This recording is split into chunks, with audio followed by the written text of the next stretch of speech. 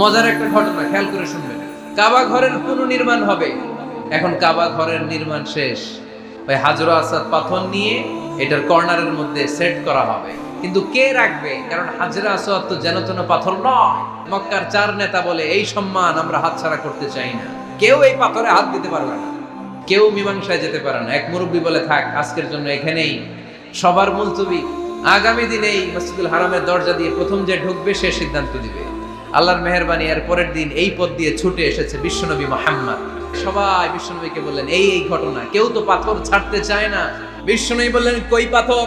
জান্নাতারে বললেন, ও জান্নাতা, কাপড়ের 4 কর্নারে তোমরা ধরো। বিশ্বনবী নিজ হাতে পাথরটা নিয়ে কাপড়ের মাঝখানে রেখে দিলেন।